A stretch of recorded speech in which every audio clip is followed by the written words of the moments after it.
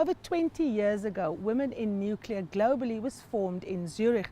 It's a unique organization bringing women in the sector together. It has over 4,500 members operating in 100 countries with more than 40 chapters. This year, the organization held its conference on the African soil for the first time. And my guest tonight is the founding president of Women in Nuclear globally, Dr. Irene Aegerter. And of course, we are joined by the president of WIN in South Africa, Dr. Margaret Mkhosi. Ladies, thank you so much for joining us and welcome to the program. Irene, let me start with you. As founding president of Women in Nuclear, it's been 20 years since you've established the organization. There's been a lot of changes both in the sector and in the legislation affecting nuclear energy. From your assessment, how far have we come? Have women been able to open those doors that were formerly closed 20 years ago? First of all, I think it was important to show that nuclear is not only a male world. We have many women who even operate nuclear power plants, CEO from nuclear industry, and I don't think that the attitude towards nuclear energy has changed that much, because there was always some opposition against nuclear, and that's in fact where I started this movement, because in Switzerland we had initiatives to vote about phasing out nuclear. So we had to convince women that nuclear energy is so important for a reliable, secure and CO2-free supply of electricity. Dr. Mkhosi, let me bring you in here. South Africa, of course, has a very interesting history. We have, in the past, under apartheid, developed our nuclear capability without the kind of general sanction of the world. We were then the first to sign proliferation treaties. We disabled our nuclear capacity and got the praise of the world. But of course, we have an energy crisis in South Africa. We need to supply energy to our people.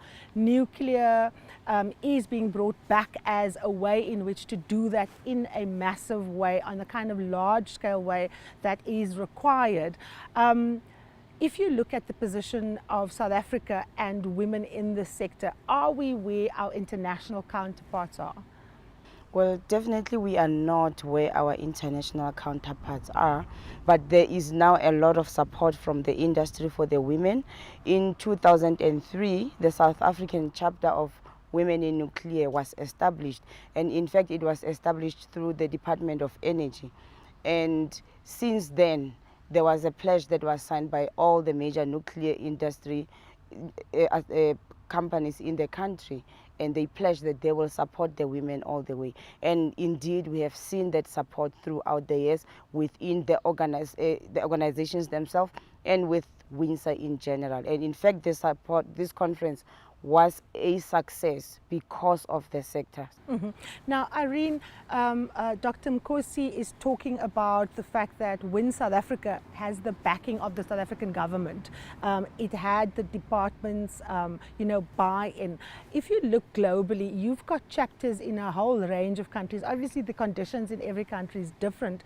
From a global perspective, do governments come to the party when it comes to enabling women to participate in this sector? Are governments putting in the necessary legislation? Are they enabling women from where they are to be able to participate fully in the sector? That depends completely on the different countries. I think in Korea it's very different from, for instance, Switzerland. Because in Switzerland the people have to say, we vote whether we want nuclear energy or not.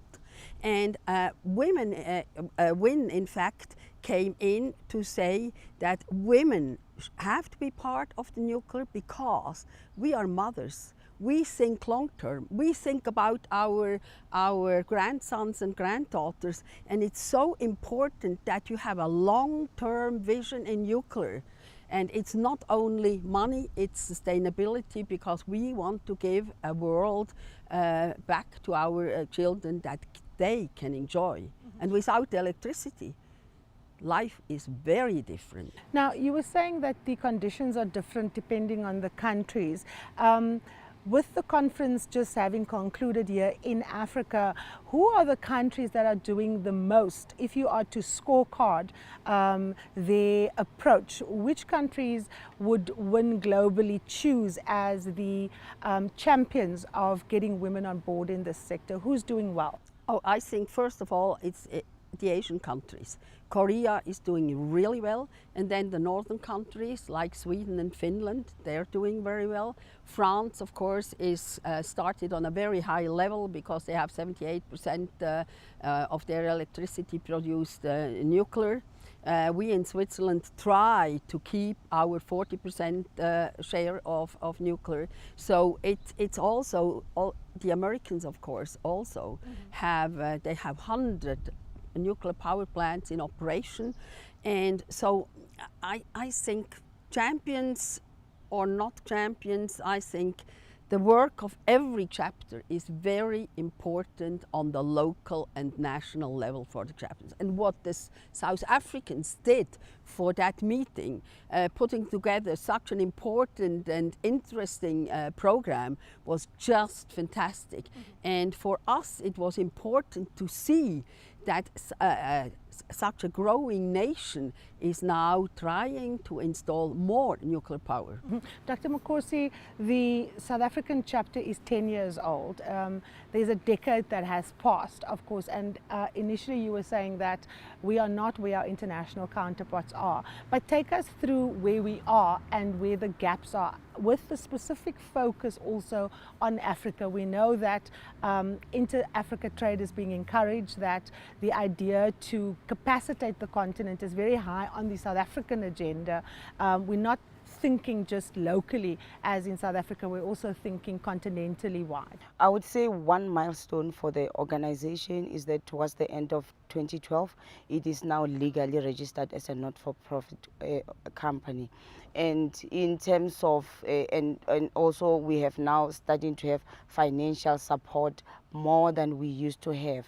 When you say financial support, where do you get your funds from?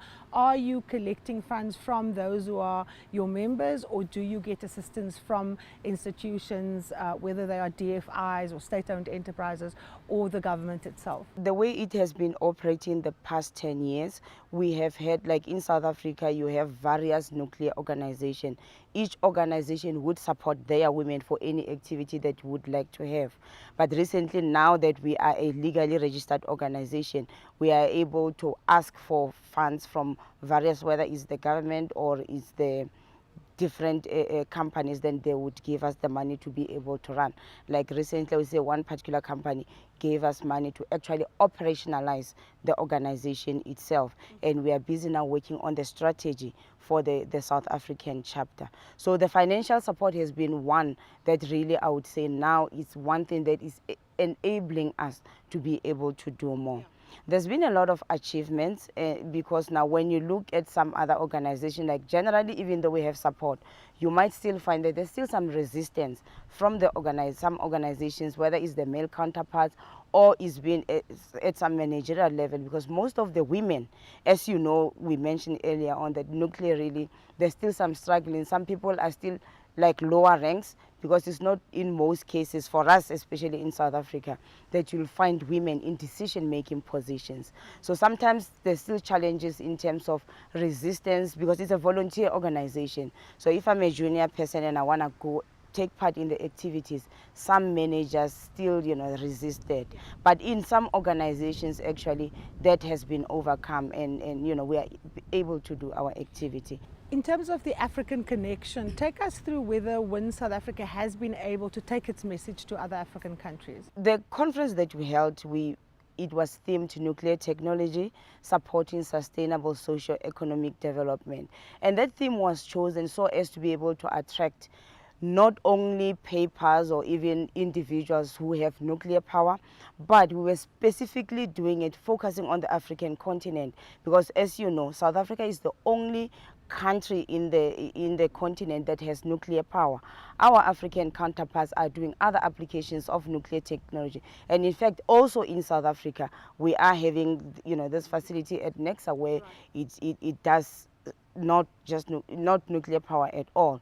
So we have looked into that, and we have realized that we really need to also take out that message that nuclear is not only about a nuclear power, it's not only about a nuclear accidents in power plants, but we can also make people aware of the nuclear medicine, the agriculture. And we had about 3 or 4 African women came into this conference, and they had presentations where they're applying nuclear in agriculture, the applications in medicine, and so on. So we, okay. No, I want to bring Irene in here. The applications of nuclear power, like we said in the introduction, the world has changed, and we, generally when people think about nuclear power, you think of a big reactor, you think about someone standing there and counting down and saying, what are the levels of reaction? But of course things have changed, and nuclear energy has been used in very different ways, and in the everyday applications of people's lives.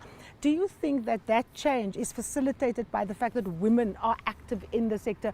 Are women able to think more laterally about how best to use the resource in a way that empowers people and communities? I think health is a very important subject for women especially, and nuclear medicine is helping to keep the people healthier. And I think a lot of people are not aware that this is the same reaction as in a nuclear power plant.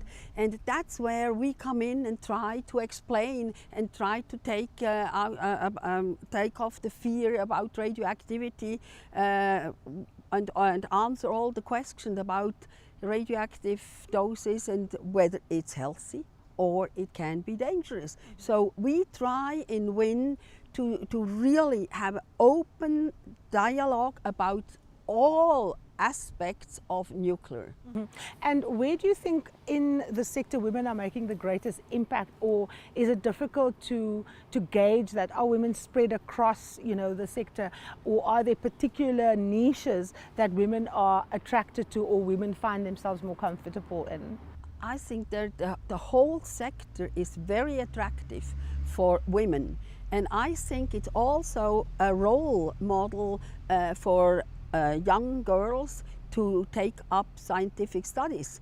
Not only try to study political science or sociology, but try to study physics, as a lot of us did, or chemistry, or medicine, because engineering is very important. And in many countries, we don't have enough girls that take up these subjects. And I think this is also something we would like to convey. This is also a profession for you girls. And tonight, of course, we're looking at women's participation in the nuclear sector, both at a global level and, of course, in the African continent, always bringing it back to Africa. Dr. Mkhosi, the position of the nuclear sector is one that doesn't always go unchallenged. Many people have a fear of the sector because it does have a bad reputation in terms of safety, in terms of plants, and particularly governments across the world's involvement. We know about nuclear accidents and the aftermath thereof, so not a very good reputation. In South Africa, we have a massive energy plan where there's a series of sources of energy and sources of electricity. You've got independent power producers coming to the fore. If you were to go out to a community or to a company and seek investors, why would nuclear energy be a preferred source over, let's say, a more sustainable way of producing energy and electricity? Okay. One of the things that the community, maybe one can be able to explain to them, is that, let's take our country for example. Compare it with any other industry. How many accidents have happened in a nuclear power plant? Because when you look at the way these plants are being built, they are built in such a way that if an accident should happen, there are extreme measures from right inside the core all the way up to the containment, the containment of the reactor itself. Mm-hmm. That would be one thing that is the kind of message that we are trying to take out, that there is serious thought and serious engineering that is being put in terms of protecting the plant itself should there be an accident. Mm-hmm. Irene, let me bring you in here. There are global incidents where nuclear power plants, we've seen with the tsunami, we've seen with the Japanese experience, we've seen Chernobyl, doesn't have a good rep. How do you go out and sell a sector that is generally associated with quite bad accidents and quite devastating consequences in the event that something goes wrong? I used to be a commissioner on nuclear safety in Switzerland. And when we had the talks with the nuclear power plant operators and told them they had to upgrade their plant, they always said, oh, it's costly. And I always said, yes, safety is costly, but accidents cost more. And it has been proven now in Japan. We have in Switzerland exactly the same nuclear power plant like they have in Fukushima Daiichi. We have our excess diesel generators bunkered. We have containment venting. We have hydrogen recombinators. They didn't have, and we don't have a tsunami, and their tsunami wall was too small. So that means the operators also have to see that safety is the #1 priority. And the other thing, of course, is it's so important to have a reliable CO2-free electricity production, because you can phase out nuclear and replace it by coal, gas and whatever. I don't want that, because I want the climate to be good for our grandchildren, and that's why we need nuclear. You were saying what Switzerland has, and of course in Switzerland you have a kind of government that is accountable, but many countries don't necessarily have accountable governments. You have societies where citizens don't always have the ability to impact on government's decisions on whether to have safety or not. What does WIN do in situations where countries have power plants and applications where citizens have very little ability to impact the safety conditions of these plants and these applications? We have members at the IAEA, but I mean, we have not the right to tell any government or country or nuclear operator or private industry what to do. We have to put out role models and safety features. Not even the IAEA can dictate and say you have to do this and this. It's the national regulatory body. But I think most countries that really have nuclear power plants in operation, they have an independent regulator, and they look exactly into those things, so people can be safe if they have a nuclear power plant, like in South Africa. You are an engineer, Dr. Mkhosi. You are one of the few women that have come through the ranks and that have decided that this is a sector that you want to be involved in. How does one get younger women to come into this sector? How do you appeal to them that this is a sector that will accept them as equals, that will open its doors, that will ensure that they're able to reach their potential? Education from a very early age. That is what's going to be our focus, because if you wait until they're at university level, it is too late. So we will be working on the outreach programs that will not only teach them the math and science from that early age, but the kind that will actually show them why are you learning this and how can you apply it. And you know, centers, take them to the centers where they can actually see what is it that they bring out. I myself, what got me interested into nuclear, I started out as studying education, as science education. My second year I was majoring in physics. My second year I went to visit the national, it was then called the National Accelerator Center in Cape Town. It's now called eTemba Labs. And then during that same visit we went to see the Quebec. But it was fascinating to see that when you are small, you're learning about atoms. They teach you, how it's intact and nothing can touch it or nothing can break it. But now you go to these facilities and now they show you that actually you can take this thing apart and you can produce tremendous amount of energy out of it. So that is the kind of education that we need to go out there and give it to our girls. Now, we've spoken about the kind of societal values of this sector, what it brings, the importance of getting women into it. But nuclear energy is also big business. It's about making huge profits. What is the value proposition from an economic point of view, Dr. Mkhosi, for women to get involved, for a woman entrepreneur who's looking to make it into, let's say, the energy sector? What is it about the nuclear business that will make an entrepreneur? Even if before we even talk about entrepreneurship, right now if you are a nuclear engineer in some countries, you get paid a lot of money. Jobs in the nuclear space are very rare and they need highly skilled people, and in South Africa that is one of the really skills that we need in here. But now when you go again as an entrepreneur, it's a niche area that it is not anybody that can go through. Now when you look at the nuclear expansions that are happening out in the world, including the ones that are envisaged in South Africa, there are those opportunities that we are also, as WiNSA, saying, how can the women be involved? Because it's not only about telling people the message out there about the safety and all that, but how can also, as women, can you have your own businesses and be able to also add value to the market? Because you can not only do the public awareness, but you can also be able to give other people employment. Irene, the question of the value proposition, there's always this idea that women are in business because they want to do good. Women are in business because they think of the bigger picture. But a lot of women entrepreneurs are also in business because they want to make a profit. They want to run a good business that is profitable, that makes them a lot of money. What about the nuclear sector in places like Switzerland has been attractive from an investment point of view for women entrepreneurs and for women business people?